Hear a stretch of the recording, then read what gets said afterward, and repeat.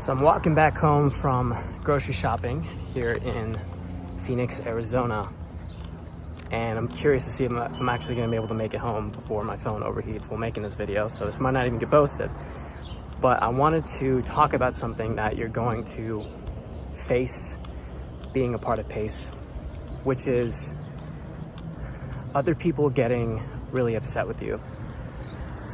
And I want to give you some mindset shifts, some tools to help you not take it personally and to not absorb other people's really negative, chaotic energy.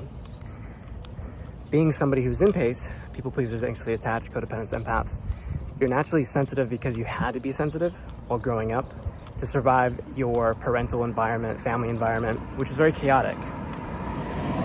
So you had to anticipate the people's around you emotional states. This means you have to be in their emotional bodies. You have to be in their energy. And most of the time this comes through sacrificing connection to your own energy, to your own needs.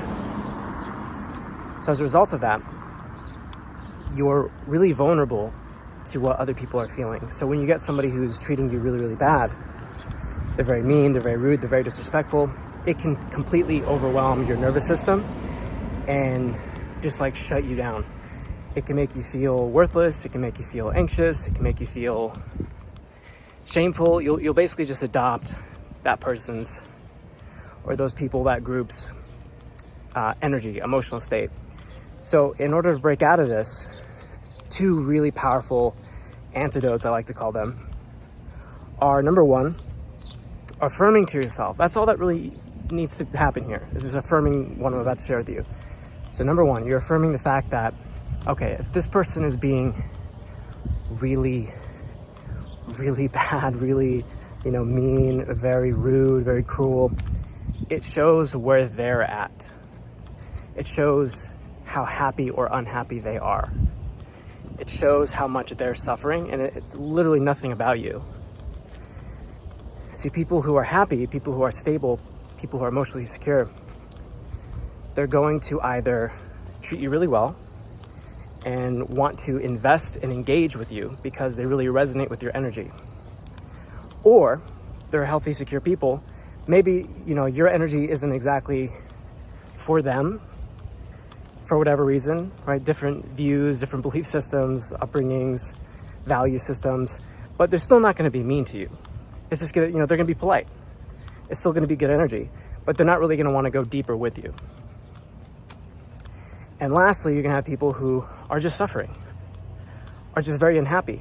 And for these people, it's not about you. You could be doing everything right, and they'll still find something to argue with you about.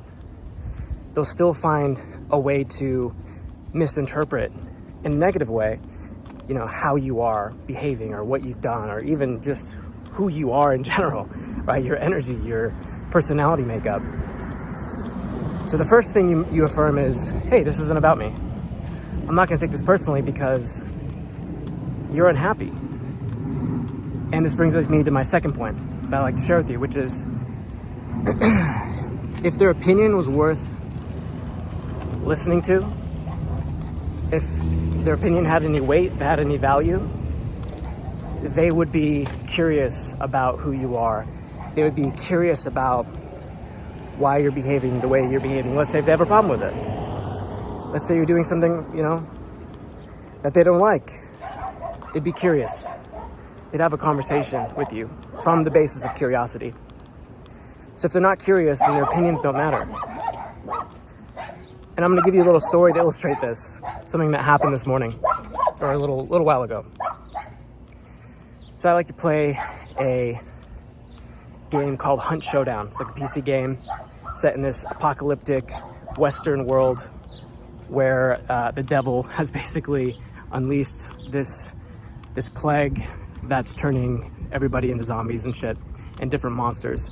And you have to work with your team of two other live human beings, players, and you go into these maps to try to kill these really big boss monsters to get some money to then extract so that you can pay for, really expensive guns and cool items and shit.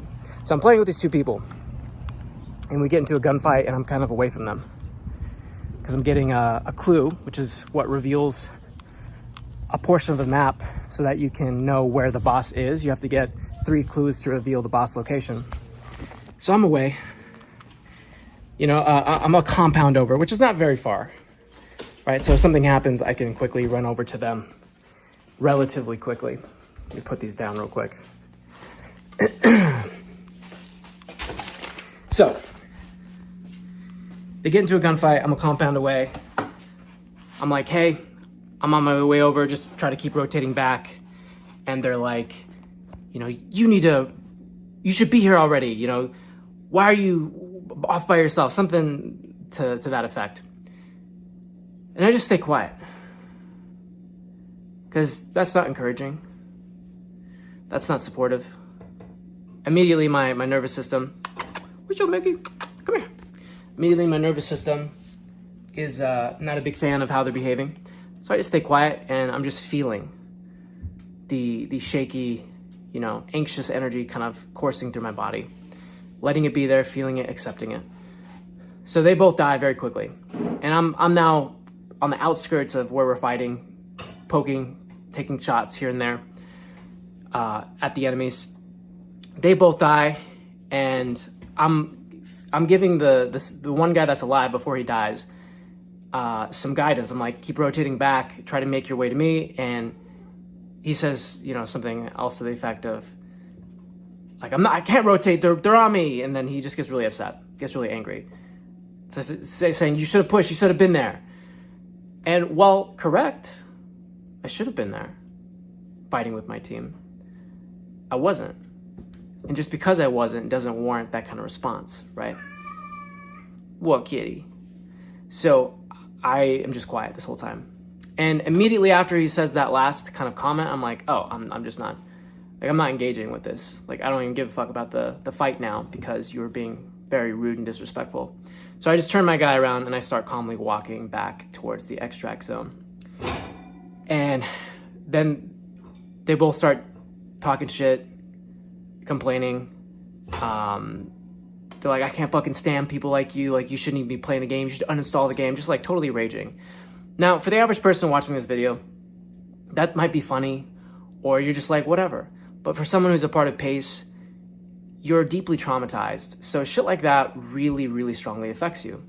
So the whole time that was happening, number one, I'm saying, hey, their behavior isn't about me. It says where they're at. Like, they must be in such a rough place to be behaving that way, to be treating a total stranger on the internet they just met so poorly, to just be disrespectful to someone they just met. You got to be in a really rough place. And as a bonus tip here, I encourage you to say prayers, okay? I say prayers from a place of like spirituality. I'm not religious. So when I say the prayer, I'm like, hey, universe, please bless this person. But if you're religious, then interchange that with God. And this is a way also to more deeply anchor and affirm the fact that, hey, this isn't about me at all. And let me give this other person some, you guys want to go outside? We have 2 kittens here. They're just running around causing chaos.